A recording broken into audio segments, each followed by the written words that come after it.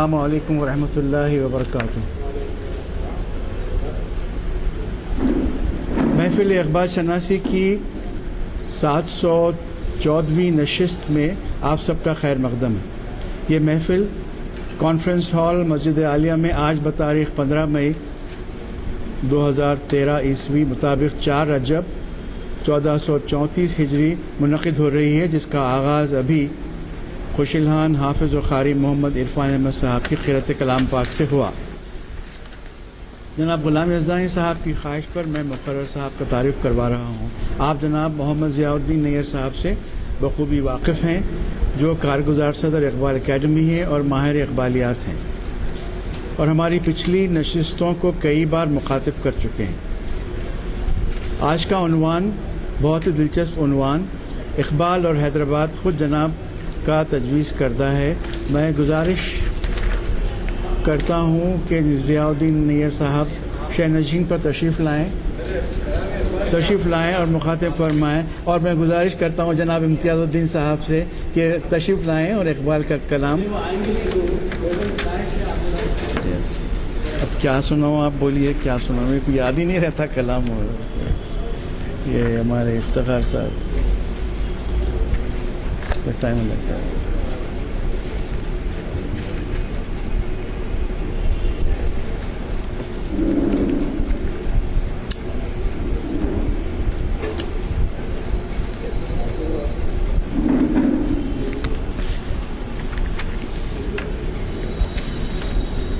منت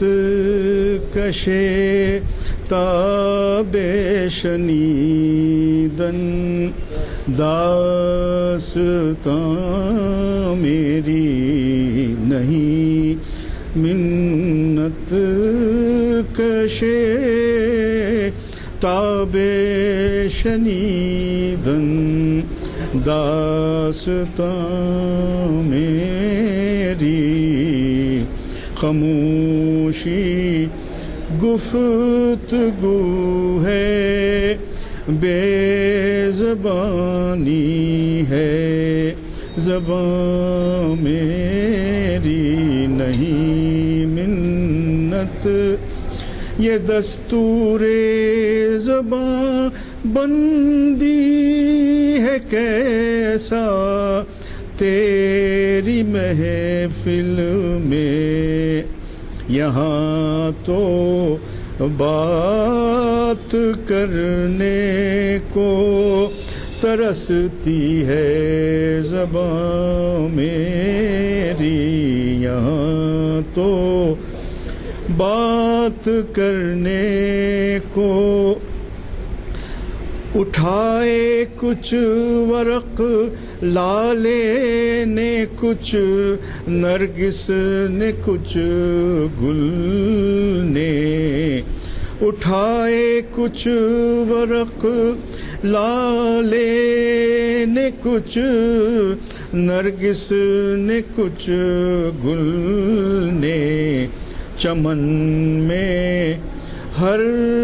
طرف بکھری ہوئی ہے داستان میری، چمن میں نہیں منت کشے داب شنی، ٹپک اے شمع آنسو بن کے پروانے کی آنکھوں سے،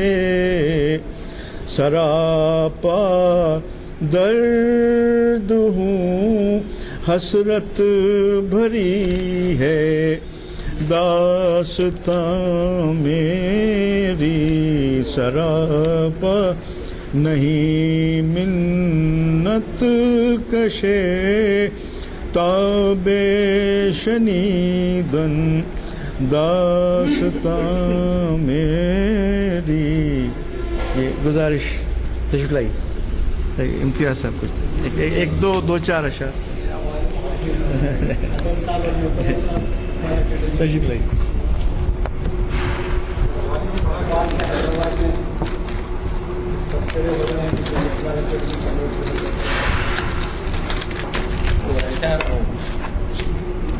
लगाया था मैं।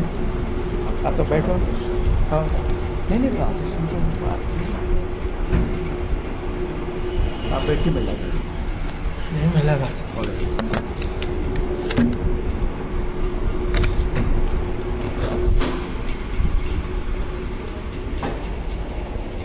ये वैसे काम भी कर रहा है या नहीं?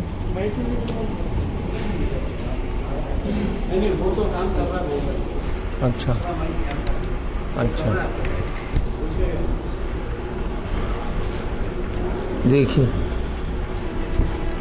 इस वक्त याद तो कुछ नहीं है।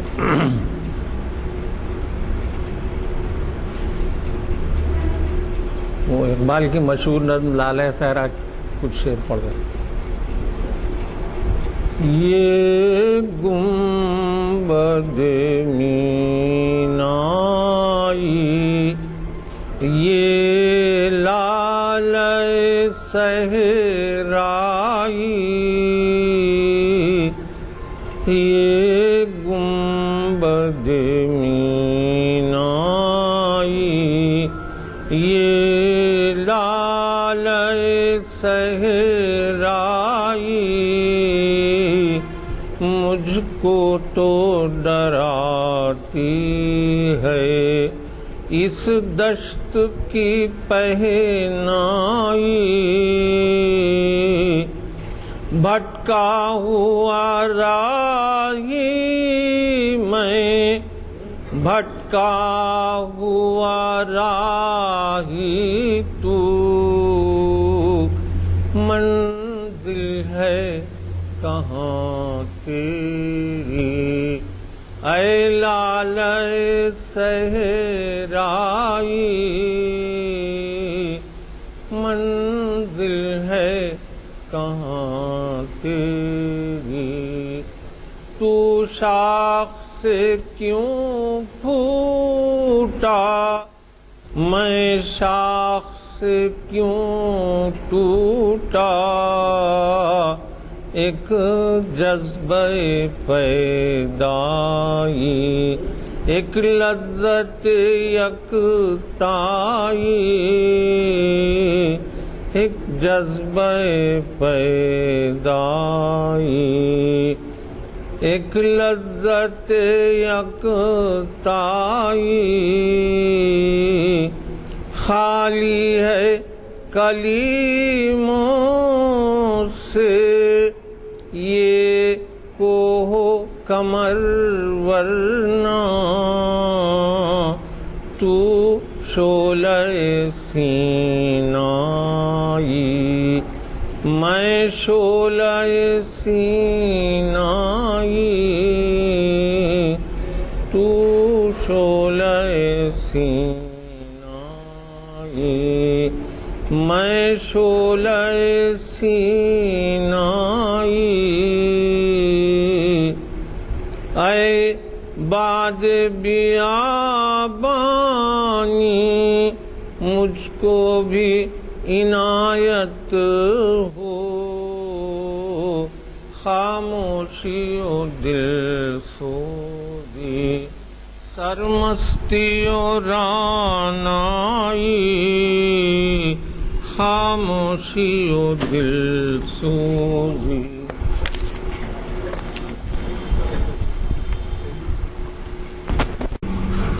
आज रजब का चांद देखने में एक दिन की जब ताख़ीर हुई तो तवक्को ये थी कि अगर वक्त पे चांद नज़र आ जाता तो आज 5 रजब होती, लेकिन आज 4 रजब हुई। तो आज इकबाल का मर्द मोमिन जो क़ायद मिल्लत बहादुर यार जंग अलैहिर्रहमा के शक्ल में दक्कन में पैदा हुआ था, वो पैवंद खाक हुआ था। आज हज़ीरा मुशीराबाद हमको जाना था, लेकिन चूँकि यहाँ का नज़्म ज़ब्त ऐसा है हमारे यज़दानी साहब क़िबला का कि इसमें कोई तब्दीली नहीं हो सकती, तो लिहाजा मैंने माज़रत चाही और वहाँ नहीं गया और यहाँ पर हाजिर होगा। अगरचे के हज़ीरे को जाना मैसर नहीं आया, लेकिन यहाँ मौजू वही है जहाँ इकबाल और حیدرآباد پر گفتگو ہو اور بہادر اعظم کا ذکر نہ ہو ممکن نہیں ہے۔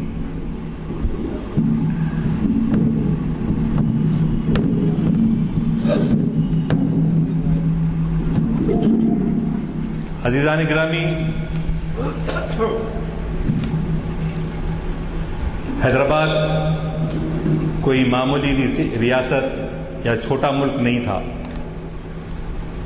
بلکہ رقبے میں 84,000 مربع میل اس کا احاطہ تھا۔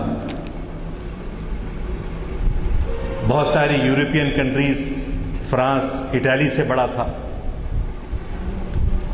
آج کا بنگلہ دیش بھی 56,000 اسکوائر میل پر ہے۔ تو حیدرآباد کوئی معمولی ریاست نہیں تھی، اور سر سید کے رفقا چراغ علی، وقار الملک، محسن الملک وغیرہ دکن آئے، اور ان کے مشوروں سے نظام سادس محبوب علی پاشا نے یہاں کا نظم و نسق اتنا شاندار کر دیا تھا، اگرچہ کہ وہ ولی سمجھے جاتے تھے، اور ایسی کیفیت تھی ان کی کہ اگر وہ کہیں کھڑے ہوئے ہیں تو کئی دن تک کھڑے ہوئے ہیں، اور کسی عالم استغراق میں ہیں تو گھور رہے ہیں تو مسلسل گھور رہے ہیں۔ تو ایسا شخص بادشاہ کیسا ہو سکتا ہے، ہم کو ذرا تعجب ہوتا۔ لیکن ساتھ ہی ساتھ ایسی شخصیت ہونے کے باوجود حیدرآباد کا نظم و نسق بہت ہی غیر معمولی تھا، اور برطانوی جو ہندوستان ہے اس کے مقابلے میں حیدرآباد بہتر ریاست سمجھا جاتا تھا۔ تو ایسا ماحول تھا، اور علامہ اقبال آپ جیسا کہ جانتے ہیں کہ جب وہ یورپ سے واپس ہوئے 1908 میں، اگرچہ کہ یورپ میں قیام کے دوران ان کی ملاقات سروجنی نائیڈو اور حیدرآباد سے جانے والے مختلف طلباء سے ان کی ملاقاتیں ہوئی تھیں، اور اس زمانے میں ہر کس و ناکس، خصوصاً اہل علم لوگ جو شمالی ہند میں رہتے تھے، وہ چاہتے یہ تھے کہ حیدرآباد دکن آئیں اور یہاں اپنے علم سے فائدہ بھی پہنچائیں اور معاشی اعتبار سے خود مستفید بھی ہوں، یہ جذبہ رہتا۔ تو چنانچہ علامہ اقبال کی بھی دل میں خواہش تھی کہ وہ چاہتے تھے کہ حیدرآباد آئیں اور ان کی خدمات دیں، تاکہ ایک اسلامی ریاست جو ہے ترقی کرے اور اس میں ان کا کچھ کنٹریبیوشن ہو۔ لیکن انگریز بہت چالاک، بہت ہوشیار، جیسا سب جانتے ہی ہیں، تو انہوں نے یہ کیا کہ سر اکبر حیدری اقبال کے بڑے دوست تھے، عطیہ فیضی کے وساطت سے ان کو تعارفی خط بھی وہ لے کر 1910 میں جب آئے تھے یہاں پر آئے، اور حیدرآباد قیام کے دوران وہ قطب شاہی گنبدوں پر جو ان کی مشہور نظم بانگ درا میں ہے، وہ اسی زمانے کی یادگار ہے۔ تو اقبال چاہتے یہ تھے کہ یہاں ان کو کوئی موقع دیا جاتا، لیکن جیسا کہ لوگ جانتے ہیں کہ داغ پہلی دفعہ جب آئے تو 2-3 سال رہے، لیکن حضور نظام کے پیشی میں ان کو موقع نہیں دیا گیا، ملاقات نہیں کر سکے، وہ بیزار ہو کر واپس چلے گئے۔ واپس جانے کے بعد پھر ان کو دوبارہ مدعو کیا گیا حضرت داغ کو، جیسا کہ میں ابھی محبوب علی پاشا کا مزاج کا ذکر کر رہا تھا، تو دوبارہ جب وہ آئے، آنے کے بھی کئی دنوں کے بعد ان کو باریابی کا موقع دیا گیا۔ تو اقبال تو ایسے ان کے پاس فرصت نہیں تھی کہ وہ کئی دن تک یہاں پر باریابی کے انتظار میں حیدرآباد میں مقیم رہتے، تو چنانچہ وہ کچھ دن رہے اور ملاقات کے بعد یہاں سے اورنگ آباد گئے، عالمگیر کے مقبرے پر زیارت کرتے ہوئے واپس لاہور لوٹ گئے۔ اس درمیان میں اقبال کو کبھی مخبر دکن سے اطلاع ملتی، شمالی ہند کے اخباروں سے اطلاع ملتی کہ اقبال کو منتخب کیا گیا ہے سلطنت آصفیہ میں ہائی کورٹ کے چیف جسٹس کی حیثیت سے، بلکہ ان کو مبارکبادی کے پیغام بھی ملتے رہے، تو مگر وہ جواب دیتے کہ مجھے اب تک کوئی اطلاع نہیں ہے، آپ لوگوں کی مبارکباد کا شکریہ، لیکن مجھے اب تک کوئی ایسا موقع، مجھے ایسا لیٹر نہیں آیا۔ کبھی یہ کہا جاتا کہ عثمانیہ یونیورسٹی کے وائس چانسلر یہ آپ کو پیش کی جا رہی ہے، تو کوئی پتہ سرکاری طور پہ کوئی اطلاع نہیں ہوتی، اور مشورے کرنے کے لیے سر اکبر حیدری صاحب ان کے دوست ہیں، وزیر اعظم ہیں وقت کے، وہ ان کو خطوط لکھ کر مشورے ان سے طلب کرتے، علامہ اقبال سے، جی یونیورسٹی کے قیام کے بارے میں۔ اسی طرح بابا اردو عبدالحق صاحب ایک لمبی لسٹ لکھ کے جو ہے اصطلاحات کا جو ترجمہ ہو رہا تھا اس کی تصحیح کے لیے ان کے پاس بھیجا کرتے تھے۔ تو اقبال نے ایک مرتبہ شاد سر کشن پرشاد کو خط لکھتے ہوئے اس میں لکھا ہے کہ مجھ سے مفت مشورے طلب کیے جاتے ہیں، یونیورسٹی کے قیام کے بارے میں ہو، یونیورسٹی کو رن کرنے کے بارے میں ہو، یا عثمانیہ دارالترجمے میں ہونے والے علمی کاموں کے بارے میں ہو، مجھ سے مفت میں جو ہے مشورے طلب کیے جاتے ہیں۔ جب تنخواہیں دی جا رہی ہیں تو بہتر یہ ہے کہ وہ ان سے استفادہ کریں۔ تو گویا اس پس منظر میں میں یہ بتانا چاہتا ہوں کہ 1910 میں ہی نہیں بلکہ اقبال جب 1926 میں بھی کچھ دن کے لیے آئے، بعد میں 1929 میں بھی اقبال آئے جبکہ انہوں نے خطبات یہاں پر پڑھے تھے، تو عوام اقبال کے پرستار تھے، اقبال کو چاہتے تھے، اور غیر معمولی حیدرآباد میں ان کی پذیرائی ہوئی اقبال کی۔ میں نہیں سمجھتا کہ قیام پاکستان کے بعد اگر کچھ پاکستان میں ہوا ہو تو ہو، لیکن حیدرآباد کا جو کنٹریبیوشن ہے علمی اعتبار سے، تحقیقاتی اعتبار سے، جی وہ بے مثل ہے، اور اس میں ہوشیاری بعد میں یہ اندازہ لگتا ہے سر اکبر حیدری ان کے دوست تھے، اور نظام ان کو چاہتے تھے، نظام ان کو پسند کرتے تھے، جبکہ 1929 میں جب اقبال آئے تو 9 جنوری 1929 پیر کے دن صبح میں 11 بجے ان کی ملاقات حضور نظام سے ہوئی، اور قائد اعظم محمد علی جناح اور اقبال ان چند مستثنیات میں سے تھے، ان چند ایکسیپشنز میں تھے جن کو وہ نظامی بگلوس لگا کر اور وہ دستار لگا کر حاضر ہونے سے ان کو استثناء دیا گیا، ایکسیپشن دیا گیا، ضروری تھا، اس کے بغیر نظام کی باریابی ہوئی۔ اور اقبال نے کچھ اشعار ان کے سامنے پیش کیے، رموز بے خودی کی کتاب ان کو تحفتاً پیش کی، لیکن اس کے باوجود اقبال کے ریکمنڈیشن سے جوش ملی آبادی کو جو ہے حیدرآباد میں جاب ملتا ہے، حفیظ جالندھری کو جو ہے اعانتی کی رقم بھیجی جاتی ہے، لیکن اقبال کے بارے میں کچھ بھی نہیں ہوتا،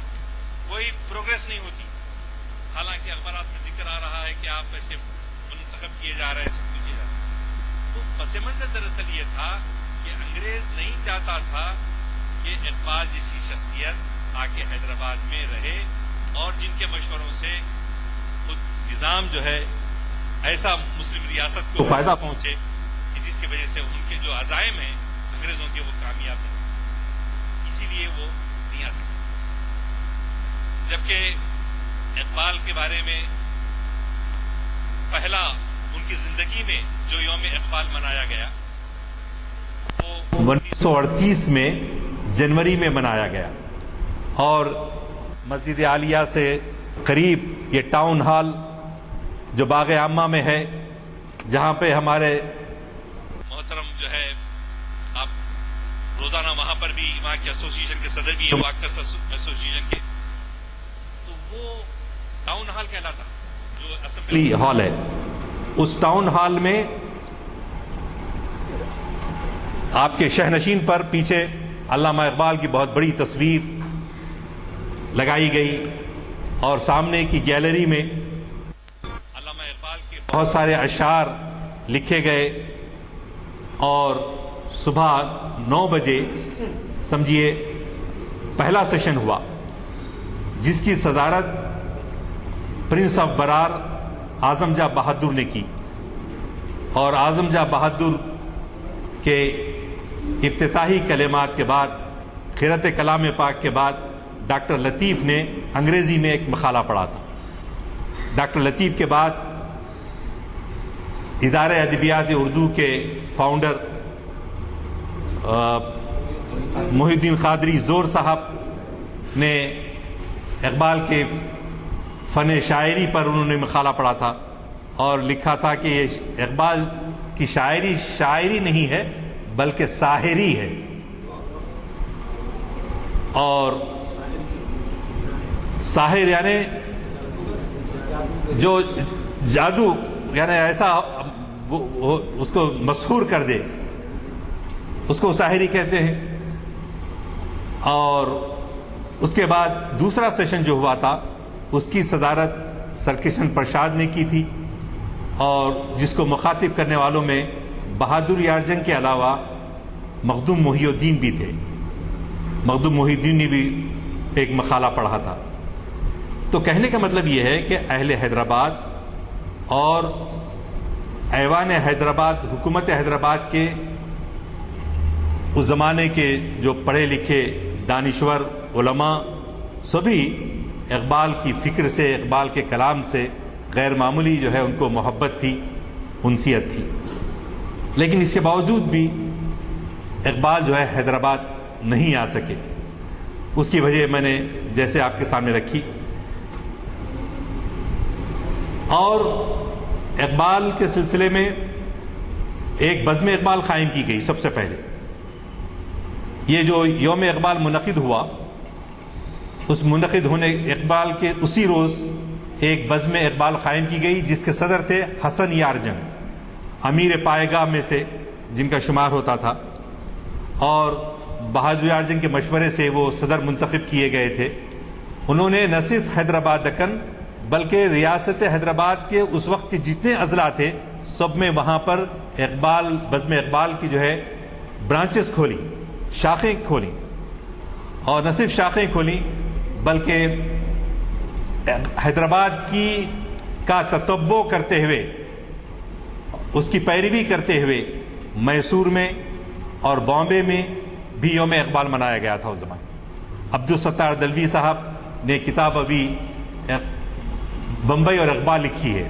اس میں اس کا تذکرہ ملتا ہے کہ بامبے والوں نے بھی، انجمن اسلام نے اس زمانے میں اقبال کو مدعو بھی کیا تھا اور یوم اقبال منایا تھا۔ عزیزان گرامی، جب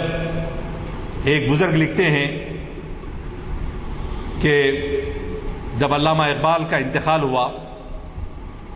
اور انتقال ہونے پر ایک بزرگ آئے اور ان کے جسد خاکی کے سامنے کھڑے ہو کر انہوں نے ایک پلی تو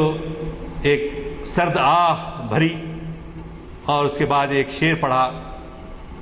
بس اتنی ہی حقیقت ہے فریب خواب ہستی کی،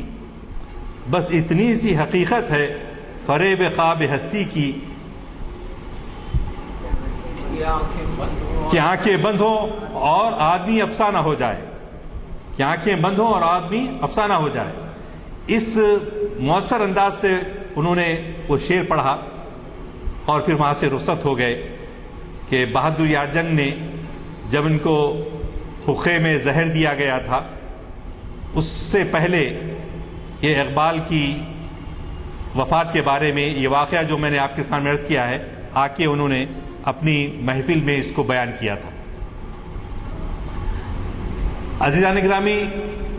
جہاں بزم اقبال حسن یارجن کی قیادت میں قائم کی گئی اور یہاں کے اہل علم لوگوں نے اقبال فہمی کے سلسلے میں جو ان کا کنٹریبیوشن ہے، جو انہوں نے کئی کتابیں لکھی، جس میں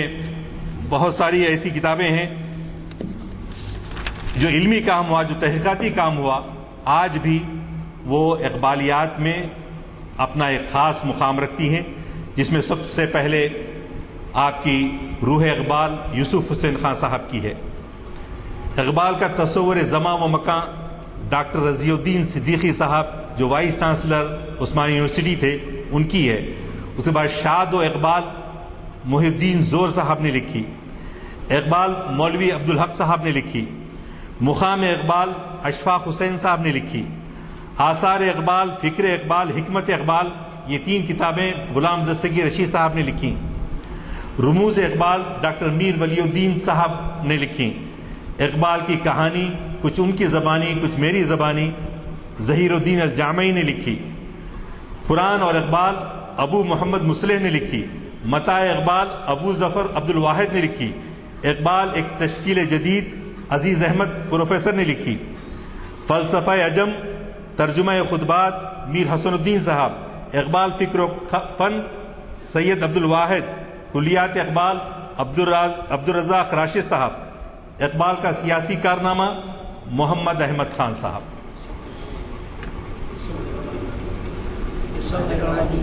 یہ سب حیدرآبادی جتنے مصنفین کے میں نے نام لیے ہیں آپ کے سامنے، جتنی کتابوں کا ذکر کیا ہے، اہل حیدرآباد، یہ حیدرآباد کا کنٹریبیوشن۔ اور یہی نہیں بلکہ بعد میں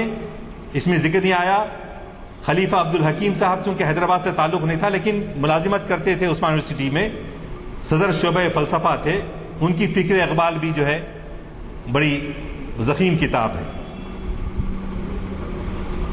تو اس طرح سے ہمارے اہل علم حضرات نے حیدرآباد میں ان کی اتنی پذیرائی ہوئی، اور اس سے ہٹ کے کئی بے شمار سبرس کے نمبر نکلے اور کئی مضامین لکھے گئے، کئی مضامین پڑھے گئے۔ یہ سب کارنامے کب کے ہیں؟ پولیس سیکشن سے پہلے کے ہیں، بہت سارے اس میں سے۔ اب پولیس سیکشن جب ہوا تو اقبال کو جو ہے ہمارے بر صغیر ہند کی فرقہ پرستوں نے یہ سمجھا کہ یہ پاکستان کے خالق ہیں، پاکستان کے مصور ہیں، لہٰذا ان سے بائیکاٹ کیا جائے، یہ پاکستان کے شاعر ہیں، ان کا ذکر کرنا، ان کے بارے میں بات کرنا، ان کے فلسفے پہ بات کرنا سب غلط ہے۔ حالانکہ آپ دیکھیے یہ جو جلسے ہوئے اس میں پیامات پڑھ کر سنائے تھے کس نے؟ سر اکبر حیدری نے۔ جو میں ٹاؤن ہال کی بات کر رہا تھا، ٹاؤن ہال میں یوم اقبال جب ان کی زندگی میں بنایا گیا تو اس میں جو پیامات دیے رابندر ناتھ ٹیگور نے دیے، پنڈت جواہر لال نہرو نے دیا، رادھا کرشنن نے دیا، اور ایسے بہت سارے شمالی ہند کے نامور اہل علم نے پیام اقبال کو سراہتے ہوئے، ان کی شاعری کو سراہتے ہوئے پیامات بھیجے۔ لیکن برا ہو اس فرقہ پرستی کا کہ پولیس سیکشن کے بعد خاص طور سے اور تقسیم بر صغیر کی جو تقسیم عمل میں آئی، اس میں یہ سمجھا گیا کہ اقبال جو ہے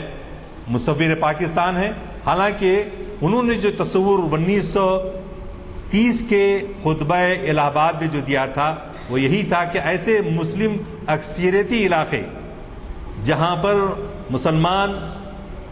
کثیر تعداد میں رہتے ہوں، اکثریت میں رہتے ہوں، اس کو ایک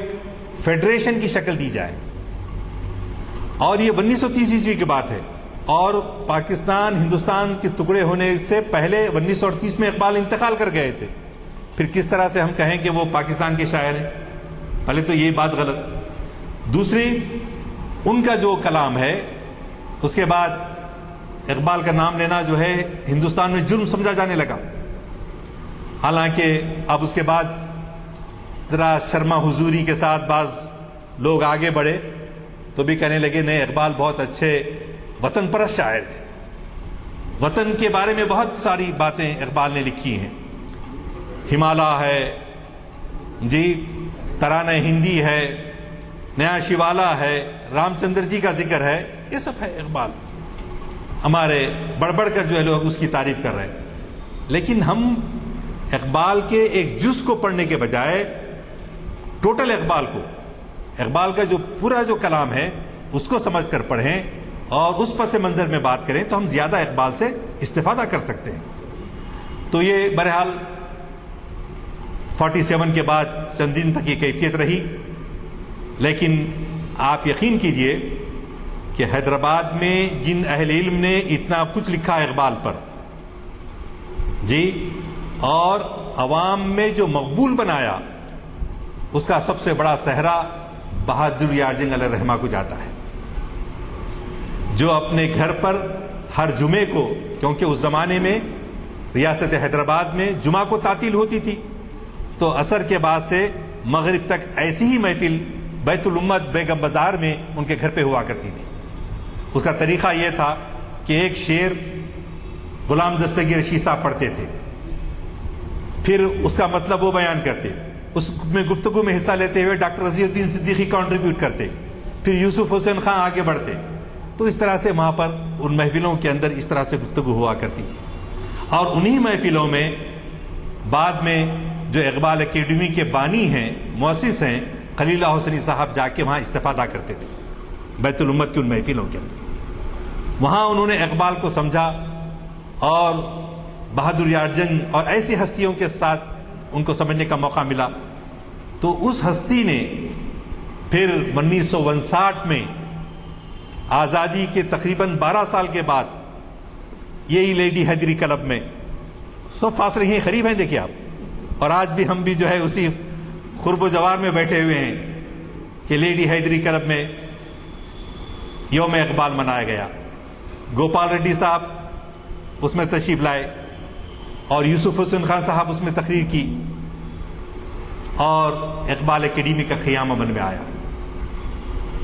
بہادر یار جنگ کے بعد اگر کسی نے اقبال کو عوامی شاعر کے طور پہ پیش کیا، ان کے میسیج کو عام کیا، تو وہ خلیل اللہ حسنی صاحب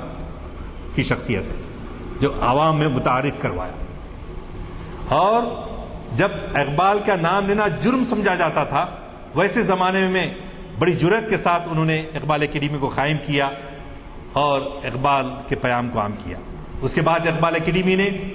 73 میں، 77 میں اور 86 میں اقبال صدی تقاریب کا انعقاد عمل میں لایا، جس میں ایک آدھ مجلس استقبالیہ کے آپ نائب صدر تھے، ڈاکٹر رحیم الدین کمال اس کے صدر استقبالیہ تھے، اور عابد علی خان صاحب مدیر سیاست اس کے جو ہے صدر تھے. اور نمائش میدان میں بڑے پیمانے پر جو ہے 3 روزہ تقاریب اس موقع پر ہوئے اور یوم عالمی سیمینار منعقد کیا گیا یہ اقبال اکیڈمی کے تحت. پھر آج آپ دیکھ رہے ہیں کہ 714واں لیکچر چل رہا ہے، گویا 14 سال 4 مہینے سے، کیونکہ رمضان از ڈیڈکٹڈ، رمضان اس میں شمار نہیں کرتے نا، رمضان میں نہیں ہوتی یہ محفلیں، تو 14 سال 4 مہینے سے مسلسل اقبال شناسی کی محفلیں ماشاءاللہ آپ کی استقامت کی وجہ سے اور آپ سب لوگوں کی شرکت کی وجہ سے یہ محفلیں یہاں منعقد ہو رہی ہیں، اور اقبال کی تفہیم کے پیام کو جو ہمارے اسلاف نے شروع کیا تھا اس کو جاری و ساری رکھا ہے. ابتدا میں ظہیر الدین صاحب جو اقبال اکیڈمی کے صدر ہیں، وہ تقریباً 1-2 سال مسلسل لیکچر ابتدائی دیتے آئے، اور اقبال اکیڈمی نے بعد میں وہ کتابیں جو نایاب ہو چکی تھیں، ظہیر الدین الجامعی کی کتاب اور پروفیسر سراج الدین صاحب کی کتاب مطالعہ اقبال کے زاویے، چند نئے زاویے، اور ظہیر الدین صاحب کی کتاب چند قدم اقبال کے ساتھ، اور بھی بہت ساری کتابیں جو نایاب ہو چکی تھیں اس کو اقبال اکیڈمی نے شائع کروایا. اور اقبال اکیڈمی بھی مصروف عمل ہے، محافل اقبال شناسی سے بھی اقبال کا تعارف کروایا جا رہا ہے. لیکن آپ کی مزید اس میں دلچسپی کی ضرورت ہے. وہ اس لیے کہ میں آپ کے سامنے کہ اقبال سے کیسی عقیدت حیدرآباد والوں کو تھی اگر اس کے چند واقعات میں آپ کے سامنے پیش کروں. ابھی ہمارے رؤوف صاحب عبدالرؤوف صاحب ہمیشہ جو ہے تکلف سے کام لیتے ہیں کہ بھئی میری آواز پست ہے، میں نہیں صحیح پڑھ سکتا. ہمارے سید امتیاز الدین صاحب پیچھے ہٹتے ہیں. لیکن علم موسیقی ایک دبستان نہیں تھا حیدرآباد، علم موسیقی کا دبستان نہیں تھا حیدرآباد. لیکن اس میں اس زمانے میں ہمارے جامعہ عثمانیہ کے رؤوف صاحب، غزلیات سنی ہوں گے آپ رؤوف صاحب سے. رؤوف صاحب جو کلام اقبال جس انداز سے پڑھتے تھے جی، اس کے بارے میں ایک آپ دیکھیے کہ علم موسیقی میں حیدرآباد کا اپنا کوئی دبستان نہیں تھا، لیکن وہاں کے گلوکاروں نے اردو غزل کی پیشکشی میں ایک خاص انداز پیدا کر لیا تھا. آپ نمونے دیکھ سکتے ہیں امتیاز الدین صاحب کی شکل میں، رؤوف صاحب کی شکل میں آپ پڑھتے ہیں تو. لیکن وہاں کے گلوکاروں نے اردو غزل کی پیشکشی میں ایک خاص انداز پیدا کر لیا تھا، اور غزلوں کے انتخاب میں ان کا معیار عام پیشور فنکاروں سے جدا اور اونچا ہوتا تھا. اور یہی وجہ تھی کہ ان کا محبوب شاعر اقبال تھا. ان جدت پسند گلوکاروں نے ترانے ملی اور اصحاب گراں خیز کی دھنیں اتنی پر اثر اور ولولہ انگیز بنائی تھیں کہ اکثر کالجوں، اسکولوں اور عمومی اداروں کے سماجی اجتماعوں کا آغاز انہی نظموں سے ہوتا تھا. عبدالرؤوف جامعہ عثمانیہ کے تعلیم یافتہ ہیں اور سوز و اثر میں ڈوبی ہوئی خداداد سریلی آواز سے بہرمند. ذوق موسیقی ان کا پیشہ نہیں، شوق ہے. جن لوگوں نے کلام اقبال کو ان کی زبان سے سنا ہے سر دھنتے رہ گئے ہیں. خاص طور سے یہ غزل جس کا مطلع ہے متائے بے بہا ہے درد و سوز آرزو مندی، مقام بندگی دے کر نہ لوں شان خداوندی. عبد الکریم جو اپنے بے تکلف احباب میں چاند بھائی کے نام سے پکارے جاتے تھے. چاند بھائی تعلیم یافتہ اور شوقین فنکار داغ کے ایک مشہور حیدرآبادی شاگرد واصفی کے فرزند ہیں. اقبال کی شہدائی اور حافظ خصوصیت سے جو تھا نہیں ہے، جو ہے نہ ہوگا، یہی ایک حرف محرمانہ جس پر اثر انداز میں وہ پیش کرتے ہیں انہی کا حصہ ہے. اور اسی طرح اس زمانے میں کمال الدین احمد، سید احمد، خواجہ محمود بیگ وغیرہ بھی جو ہے اس کو بڑے ہی اچھے انداز سے پڑھتے تھے. اور کلام اقبال کے پس منظر میں ڈرامے اسٹیج کرتے تھے. تو ایک مرتبہ ایک ڈرامہ ہوا تو آپ کے سینئر مرزا شکور بیگ صاحب ابلیس کے بن کر اس میں پیش ہوئے، اور اس میں لکھنے نظر حیدرآبادی نے لکھا ہے اقبال کے کلام میں سے ڈرامائی حصوں کو منتخب کر کے اسٹیج پر پیش کرنے کا خیال سب سے پہلے اکبر وفا خانی کو آیا، اور یہ خیال 1938 عیسوی کے یوم اقبال کے موقع پر حقیقت بن گیا. 22 اپریل کی شب میں پرنس آف برار، مہاراجہ سر کشن پرساد، سر اکبر حیدری کی موجودگی میں سینکڑوں دیکھنے والوں نے سٹی کالج کے سلما ستارے سے جھلمل کرتے ہوئے اسٹیج پر اصحاب گراں خیز کے ولولہ انگیز کورس کے بعد اقبال کے خضر راہ کو دیکھ لیا. فرشتوں کا آدم کو رخصت کرنا اور جنت ارضی پر آدم کا استقبال کے مناظر ذوق دید کی تشنگی کو بڑھاتے رہے. لمبے چوڑے گونجتی گرجتی آواز والے شکور بیگ صاحب کا ابلیس کے پرہیبت لباس میں اور دھیمے اور پرشکوہ لہجے والے میکش مرحوم کا سر سے پاؤں تک سفید براق چمکدار ریشم کے ڈھکے ہوئے ایک اونچے مقام پر اپنے روشن پروں کے سائے بکھیرتے ہوئے پوچھنا ہمدم دیرینا کیسا ہے مقام رنگ و بو، ہمدم دیرینا کیسا ہے مقام رنگ و بو. اور ابلیس کا جواب سوز و سازو درد و داغو جستجو آرزو. پروگرام کا یہ حصہ اتنا شاندار تھا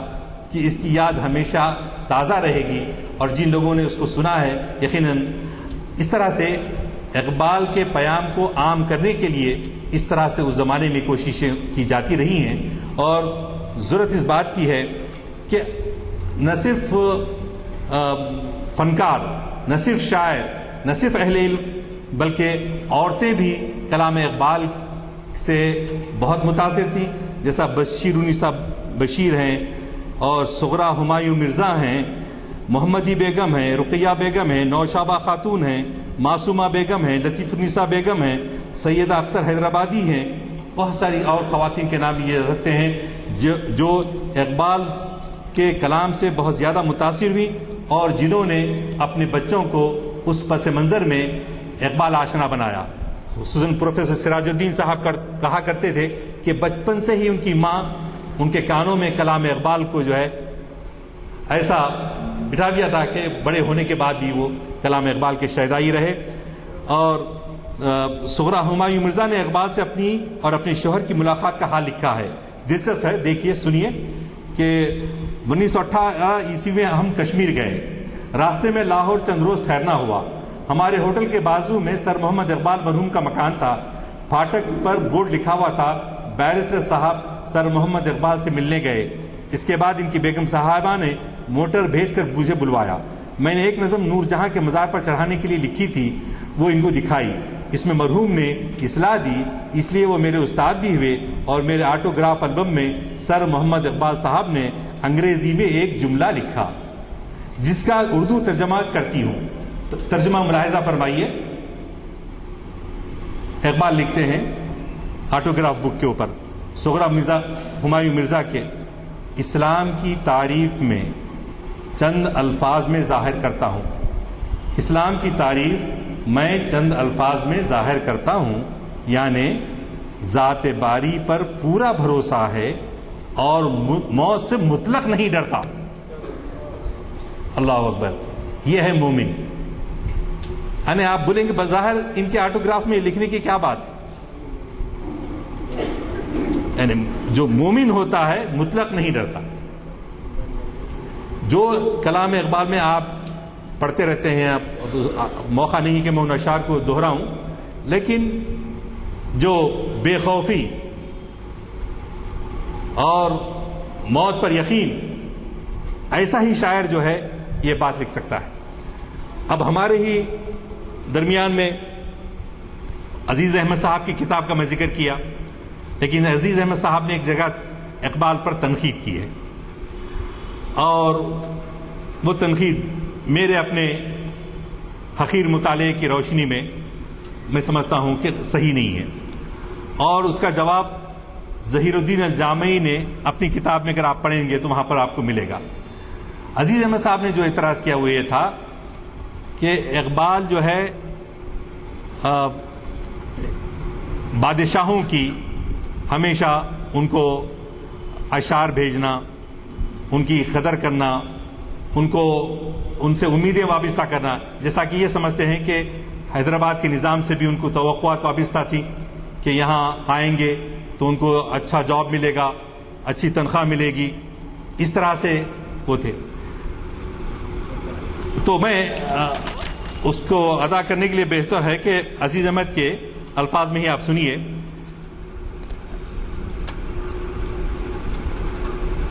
اقبال کا ہمیشہ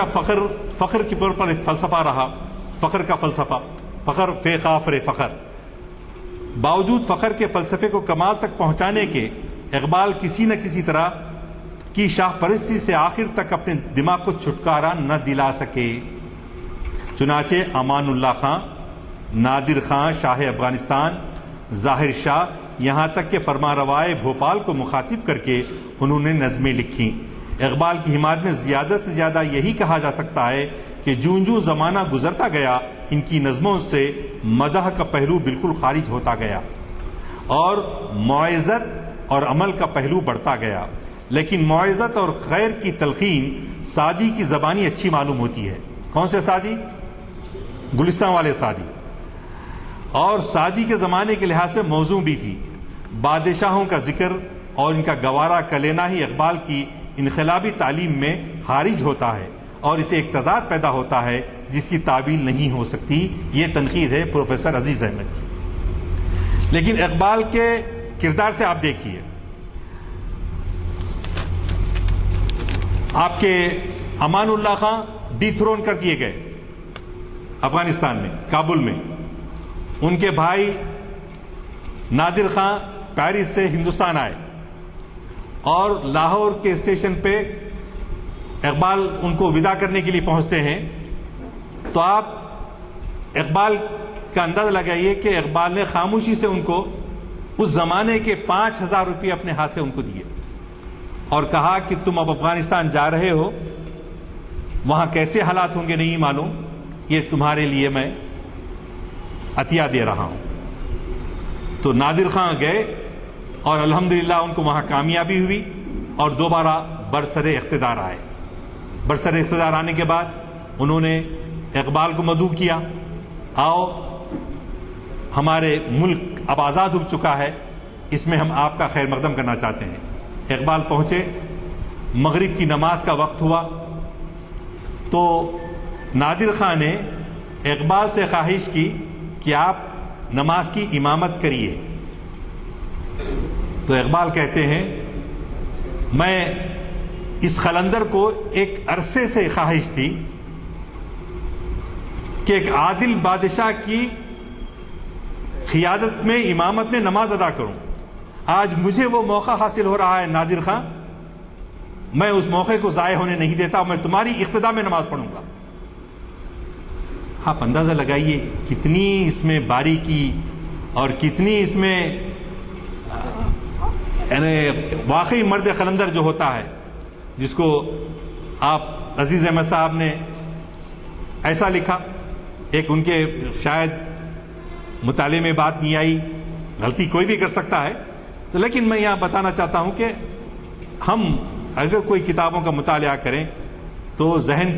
کھلا رکھ کے بات کریں اور ایسا نہ ہو کہ یہ کتاب پڑھ لی اور ہم اسی کے جو ہے تائید میں ہماری اپنی رائے دے دیں۔ تو یہ علامہ اقبال کی اس فغان نیم شبی کی کمائی ایک مقدس جہاد میں کس طرح سے انہوں نے 5,000 روپے دیے تھے، اس وقت کے 5,000 آج کے میں سمجھتا ہوں 50 لاکھ یا کروڑ سے بڑھ کر ہے۔ تو یہ غیر معمولی، چونکہ اقبال کھوئے ہوں کی جستجو میں چلے تھے، ان کو یہ اگر زکوٰۃ میں نظام نے، اب بعد میں ہم ذکر کرتے ہیں کہ بھئی زین یار جنگ نے ان کے مقبرے کو تعمیر کیا تھا، ٹھیک ہے کیا تھا، اور فرما روائے بھوپال نے ان کو 500 روپے ماہوار مقرر کیے تھے جب وہ ایسے مریض ہو چکے تھے کہ اب وہ کوئی کام کر نہیں سکتے تھے، تو انہوں نے اپنے دوست کی حیثیت سے اس کو قبول کیا تھا۔ تو میں اپنی گفتگو کو آخر میں لاتے ہوئے ایک حوالہ جو ہمارے بچوں کا جو اقبال ہے، ابھی ایک لڑکی نے مجھے فون کیا تھا کہ آپ نے گزشتہ سال جو ہے کلام اقبال پر مبنی بیت بازی کا مقابلہ رکھا تھا، ہم چاہتے ہیں کہ ہمارے بچوں کو کلام اقبال سے انسیت ہو اور اس میسیج سے ان کے کانوں میں بچپن سے پڑھے، تو آپ یہ سمر ہالیڈیز میں ایک سمر کیمپ شروع کریں اقبال کے سلسلے۔ تو میں نے ان سے وعدہ کیا اور انشاءاللہ 28 مئی سے 15 جون تک یہ کیمپ چلے گا، جہاں پر مختلف اقبال شناس ہمارے اہل علم حضرات جا کر ان کو بچوں کو بتائیں گے۔ تو اس زمانے میں جب پولیس ایکشن سے پہلے نونہالوں میں جو اقبال سے جو عقیدت تھی، وہ بھی واقعہ ایک دلچسپ ہے، میں وہ سنا کر اپنی گفتگو ختم کروں گا کہ سٹی کالج کے 9ویں جماعت کے ایک طالب علم مرزا عثمان بیگ نے اقبال کی وفات پر دوستوں کا ایک پراسر مکالمہ لکھا تھا۔ بعض نوجوان بھی ہیں، اس لیے حیرت ہوتی ہے کہ ایک نو عمر طالب علم کے قلم سے ایسی باتیں نکل گئیں، ملاحظہ ہوں۔ انور ایک کردار ہے، انور کہتا ہے کہ آج مشرق کا اقبال ختم ہو گیا، اب مشرق کو زوال آ چکا ہے، کیا اب مشرق دوبارہ اقبال نہیں پا سکتا؟ سراج ایک دوسرا کردار ہے، ہندوستان اور مشرق کی بدقسمتی ہے کہ اس کے اقبال کی شمع حیات ہمیشہ کے لیے خاموش ہو گئی ہے۔ افسوس وہ شمع گل ہو گئی جس کی ہر شعاع ہند کے ظلمات کو نور بخش رہی تھی، جو خودی ناآشنا پروانے کو شمع خودی کا پروانہ بنا رہی تھی۔ اب تو ہم کو مجبوراً یہی کہنا پڑے گا، آج لیکن ہم نوا سارا چمن ماتم میں ہے، آج لیکن ہم نوا سارا چمن ماتم میں ہے، شمع روشن بجھ گئی بزم سخن ماتم میں ہے۔ ایک تیسرا کردار اسد نہ صرف آج بلکہ ہمیشہ دنیا اقبال پر خون کے آنسو بہاتی رہے گی۔ مشرق کا یہ وہ اقبال مند فرزند تھا جس نے نہ صرف مشرق کو بلکہ پوری دنیا میں اپنی قابلیت اور دماغی کاوشوں کے ذریعے اپنا لوہا منوایا تھا۔ دنیا اس کو ایک بہت بڑا مفکر اور نوع انسان کا پیغامبر مانتی تھی۔ سراج دوست، واقعہ تو یہ ہے کہ ہم اس کے کلام کی خوبیاں بیان نہیں کر سکتے۔ وہ بظاہر انسان تھا لیکن اس کی صفات فرشتوں کی تھیں۔ میرا جی تو یہ کہتا ہے کہ جس نے ہندوستانی نوجوانوں کی ذہنیت میں انقلاب عظیم پیدا کر دیا، جس کا دائرہ وطنیت جغرافیائی حدود سے باہر ہو، جس کو دنیا ایک بڑا فلسفی مانتی ہو، جس کی سیاست کا دنیا پر سکہ ہو، وہ کیسے بھلایا جا سکتا ہے؟ اور اس لڑکے کی ماں خراج عقیدت پیش کرتے ہوئے بچے سے کہتی ہے، بچہ کہتا ہے، میری امی جان مجھ سے کہیے ذرا، یہ تھا کون اقبال جو مر گیا؟ یہی ذکر ہر صبح ہر شام ہے، جدھر دیکھو اقبال کا نام ہے۔ بہت یوں تو مرتے ہیں دنیا میں لوگ، نہیں ہوتا لیکن کسی کا یہ سوگ۔ خبر پڑھ کے اخبار میں موت کی لگی رونے، اس روز تھیں آپ بھی، ہر ایک اس کے مرنے سے بے تاب ہے۔ میں حیران ہوں امی یہ کیا بات ہے؟ ماں جواب دیتی ہے، میری جان تھا وہ بڑا آدمی، تڑپ قوم کی اس کے سینے میں تھی، نہ روؤں میں کس طرح اس پر بھلا۔ وہ محسن تھا پیارے میری قوم کا، بہت اس نے ہم پر کیے ہیں کرم، جنہیں یاد کر کر کے روتے ہیں ہم۔ یہ تعلیم دی ہم کو اسلام نے، ادا کر دو احسان سے، تیری قوم کا میرے نور نظر ہے خم، مرنے والے کے احسان سے سر، ادا اس کا احسان ہوں گے کہاں، مگر یاد رکھے گا ان کو جہاں، اسی سے زمانے میں بس نام ہے، بڑی چیز انسان کا کام ہے، بڑا کام اس نے کیا قوم کا، جو چاہو کہ احسان ہو اس کا ادا، جگہ اس کی لے لو میرے لال تم، بڑے ہو کے بن جاؤ اقبال تم۔ تو عزیزان گرامی، یہ اس زمانے کا اس پس منظر کو صرف اقبال اور حیدرآباد کے موضوع پہ آپ یقین کیجئے ایک ہفتہ ہم گفتگو کر سکتے ہیں۔ میں چند گوشوں کو، چند اہم جو چیزیں سمجھ میں آئیں میں نے خط کشیدہ ان کو آپ کے سامنے رکھا کہ دہقانی بھی ایک شاعر تھے، شاعروں پہ جو اثر ہوا اقبال کا، تو دہقانی نے ایک شعر لکھا تھا، تیغوں کے سائے میں ہم پل کر جمع ہوئے ہیں، اقبال کا ایک مصرع۔ تو دہقانی دکنی زبان میں جو کہتے تھے، تو انہوں نے لکھا اقبال کو خراج تحسین پیش کرتا ہوا، زمانہ ایک تھا تلواراں کے چھاؤں والی میں چمکتے تھے، زمانہ ایک تھا تلواروں کے چھاواں میں چمکتے تھے، چھاواں بولے تو چھوں کی جمع، چھاؤں سایہ اس زمانے میں، اب آہستہ آہستہ ہمارے دکنی میں پہ چھاواں نہیں بول رہے شاید۔ زمانہ ایک تھا تلواروں کے چھاواں میں چمکتے تھے، تمہیں نندا میں اب ایک دم چمک رہی، تھت تمہارے کی، وہ تھت تمہارے کی جو ہے پورا قافیہ تھا، تو یعنی تمہارے تف ہے تمہارے اوپر بولے ایسا کہ اب نیندوں میں تم ایسے پڑے ہوئے ہیں، ہاں اب نیندوں میں گم ہیں اور غفلت ہے اپنے ذمہ داری سے، اپنے منصب سے۔ جی تو اس زمانے میں نظر حیدرآبادی، سکندر علی وجد، علی اختر وغیرہ اقبال سے بہت متاثر تھے، چنانچہ علی اختر نے خراج تحسین پیش کر جب اقبال کے انتقال کی اطلاع ملی تو انہوں نے کہا، کاش اپنی عمر کے ایام دے سکتا تجھے، کاش اپنی عمر کے ایام دے سکتا تجھے، اور واپس موت کے ہاتھوں سے لے سکتا تجھے۔ اور مخدوم نے لکھا تھا، جس رہ نورد شوق کو منزل سے آر تھا، جس رہ نورد شوق کو منزل سے آر تھا، جس موج بے قرار کو ساحل سے آر تھا، کس کی نظر نے اس کو نظر بند کر دیا، اس برق جاں نواز کو پابند کر دیا۔ تو بہرحال بہت ساری باتیں ہیں،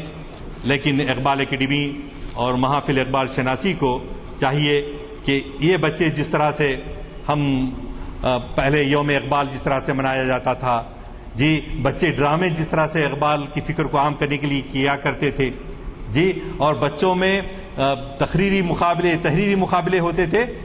تو آپ کی اطلاع کے لیے آج کی آبادی والا نہیں، اس وقت کی آبادی والا حیدرآباد جس میں 1.5 کروڑ لوگ رہتے تھے، 1.5 کروڑ میں 15% مسلمان رہتے تھے، اس میں جو ہے 65 مقالے آئے تھے اقبال کی فکر و فن پر. تو ضرورت اس بات کی ہے کہ ہم یہ نہ سمجھیں کہ مطمئن ہو جائیں کہ ہم کچھ محفلیں کر رہے ہیں، ہم کچھ اقبال اکیڈمی اقبال ریو نکال رہی ہے اور سال میں مہینے میں 1-2 جلسے کر لیتے ہیں، بلکہ اس پیام کو گاؤں دیہات ہماری نئی نسل میں عام کرنے کی ضرورت ہے. اس جذبے کو اس زمانے میں فلیگ لگاتے تھے استقبال کرنے کے لیے، یہیں پر استقبال ہو رہا ہے تو اس پہ مختلف اقبال کے اشعار ہوا کرتے تھے. فلیگ ہمارے نمائش میدان میں جلسہ رحمت اللہ علیہ صلی اللہ علیہ وسلم میں بھی استقبال کیا کرتے تھے. وہ جوانوں کو میرا سوز ذکر بخش دے، جو اس طرح سے جو اشعار ہوتے تھے یہ بچے لگاتے تھے اور استقبال کرتے تھے. تو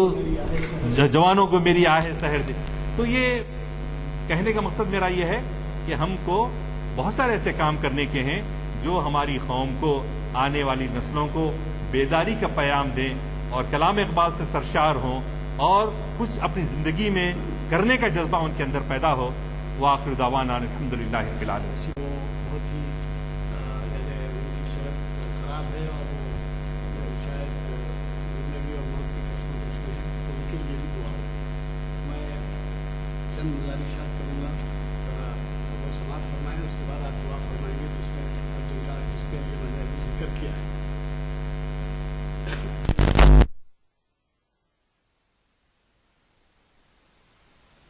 پروفیسر غلام محمد بھی چھوٹ گئے، پروفیسر غلام محمد جو یہاں بھی مخاطب، غلام عمر خان، پروفیسر غلام عمر خان بھی ان کی کتاب ہے، تو وہ بھی جو ہے یہاں پر بھی مخاطب کیے ہیں. دیکھیے خاص بات آپ اس پہ نظر رکھیے، آپ نے ایک بات کہی کہ یہ ایسا مقام ہے کہ رمن محل ادھر اور بشیر باغ ادھر اور پبلک گارڈن ادھر. اس مسجد میں آپ نے جتنے لوگوں کے نام لیے ہیں بڑے بڑے پروفیسر، نظام کالج کی قربت کی وجہ سے وہ چھوٹی سی مسجد تھی، لیکن اس مسجد میں ان کے وہ قدم رنجا فرمائے. اور دعا یہ ہے کہ اب جیسے غلام دستگیر رشید بڑی پابندی سے آنا، غلام دستگیر رشید پروفیسر تھے اور نظام کالج میں پوسٹنگ تھی، اور وہ اقبال سے اتنے قریب ہو گئے تھے کلام اقبال سے کہ میں نے ایک معلوم کالج میں ایک جلسہ ہوا، وہ اٹینڈ کیا تھا اقبال کی یاد میں، تو اس میں انہوں نے بیان کیا تھا کہ وہ قرآن محفوظ کر لیا گیا ہے جس پہ 2 بجے رات سے اقبال متعلق قرآن پڑھتے تھے، تلاوت کرتے تھے اور ان کے آنسو صفحات پہ گرتے تھے، وہ قرآن محفوظ کر لیا. تو ایسے واقعات بھی ہوئے. دوسرا یہ ہے، آپ نے ابھی چند اشعار سنائے جس میں مخدوم کا بھی کلام ہے، مگر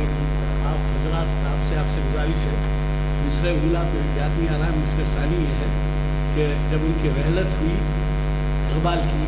تو جب تعزیتی پیامات آئے اس میں مخدوم کا ایک شعر ہے جس کا مصرع ثانی ہے، شعلہ زمیں کا عرش کی گودی میں سو گیا.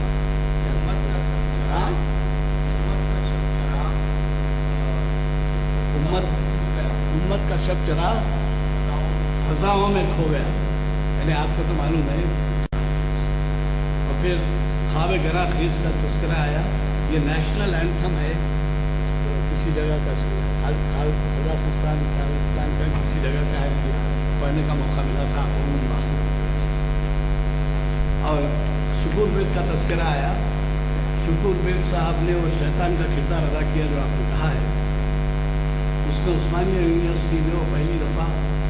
یوم اقبال والا کچھ منایا جا رہا تھا، کچھ تاخیر ہو رہی تھی، تو کسی نے آ کر کہا کہ بھائی یہ آغاز کیوں نہیں ہو رہا ہے، تو آغاز کیوں ہو رہا ہے، آغاز میں تاخیر کیوں ہو رہی ہے، تو شیطان نماز پڑھ رہا ہے. تو وجہ یہ ہے کہ شکور بیگ کا کردار اس پہ شیطان کا تھا، کوئی یوم اقبال کا ہی تھا. اور ایک بات یہ ہے، آپ نے ذکر کیا شاردا مکھرجی گورنر تھی اس زمانے میں، جبکہ وہ 1986 86 में जो इकबालियात की सेंटिनरी मनाई गई तो NTR वज़ीर गवर्नर नहीं NTR चीफ मिनिस्टर थे और शारदा मुखर्जी गवर्नर थे। उन लोगों ने बहुत अहम पार्ट अदा किया। चुनाचे उसमें उन्होंने इंग्लिश में तहरीर करते हुए कई इकबाल के अशार कोट किए और उसके बाद ऐलान किया और शाहीन इकबाल का जो है उसका मुजस्समा सेक्रेटरिएट के पास पहली दफ़ा हैदराबाद में इकबाल को मुकाम मिला। दूसरी बात आपने जो फरमाई इकबाल के बारे में,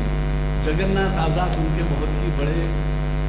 पैरो परस्तार में क्या क्या वो लोग ऐसे थे जो बाद में हमारे अंजुमन तरक्की उर्दू हिंद के सदर बने और हैदराबाद में कई दफ़ा तशरीफ़ लाए और इकबालियात की महफिलों को उन्होंने गरमाया। जब आपने जिक्र किया तो आपने कहा कि इकबाल जो है कि दीगर मज़ाहिब के लोगों के बारे में कहा है, चुनाचे उनके कलाम में राम के लिए भी जो है खराज अक़ीदत है, क्या फ़र्क था, तन्हा फ़र्क था कि राम। उसी तरीके से राजा भर्तरी हरि उनके बारे में है, गुरु नानक नहीं सही है। आपका कहना यह है कि चूँकि हैदराबाद के मौजू में था इस वास्ते आपने कन्फाइन किया। अलबत्ता एक चीज़ मैं आपसे अर्ज़ करूँगा, हैदराबाद की शख्सियत ने जो आपसे हमसे मुतालबा किया है उसका भी जिक्र कर देना चाहूँगा। डॉक्टर राज बहादुर गौर ऑल इंडिया अंजुमन तरक्की उर्दू के सदर थे। उनको हमने 500वीं या 600वीं निशस्त उर्दू हॉल में मनाकर इकबाल शिनासी की महफिल में बहैसियत सदर या मेहमान मुंतखब किया, मदू किया था। अंदाज़ा लगाइए कि उनका मुताला कितना वसी होगा कि वो इस बात पर अफसोस कर रहे थे और हमारे इकबाल शिनासी के कारकुनों को मशवरा दे रहे थे कि इकबाल का 1/4 कलाम उर्दू में है, 3/4 फारसी में। तो आप क्या कर रहे हैं कि नौजवानों में फारसी कलाम को अब आपने जो बात कही है इस कदर ज़रूरी है कि फ़ारसी कलाम तो छोड़िए, हमारी नई नस्ल उनके उर्दू कलाम से भी वाकिफ़ है। और एक तस्करा आपने किया कि अज़ीज़ अहमद साहब ने ये जिक्र किया था, ये कहा था कि इकबाल जो है शाहों की खुशामद बरामद करते थे या कुछ से। तो वो चेक का वाक़या एक मिनट में हाल निज़ाम का चेक करो जिक्र चेक जो इसके शुक्रिया में बोल रहे हैं, वो एक जो है आप शुक्रिया में बोल देंगे, चेक का जिक्र ज़रूरी है क्योंकि वो बहुत ही अहम समझा जाता है। इकबाल के बारे में ऐसा मौजूद करना चाहता हूँ ये है कि आप लोग जानते होंगे कि जनाब डॉक्टर सैयद ज़फ़र महमूद साहब ज़कात इंडिया के सदर हैं और उन्होंने काफ़ी अच्छा एक मज़मून लिखा है जिस पर हमको तवज्जो देने की ज़रूरत है। वो इस कलंदरियत के पस मंज़र में एक जो है चेक यहाँ से भेजा गया था, वो 1000 रुपये के मामूल था वो, और वो उसके साथ जो तहरीर भेजी गई थी उसमें तोशा खाने का लफ्ज़ इस्तेमाल किया गया था, लफ्ज़ तोशा खाना। तो उसमें एक तज़हीक का पहलू इकबाल ने महसूस किया और उस रकम को कबूल करने के बजाय उन्होंने उसको ये ज़कात खुदाई की आपकी ज़कात की ज़रूरत नहीं है बल्कि वो वापस कर दिया था। तो उससे इकबाल की बेनियाजी का इज़हार होता है। अल्लाह से दुआ है कि अल्लाह ताला हमको इल्म हकीकी हासिल करने का शौक़ अता फरमाए और ईमान के साथ ज़िंदा रखे और ईमान के साथ हमारा ख़ात्मा फरमाए। व आखिर दावाना अल्हम्दुलिल्लाहि रब्बिल आलमीन।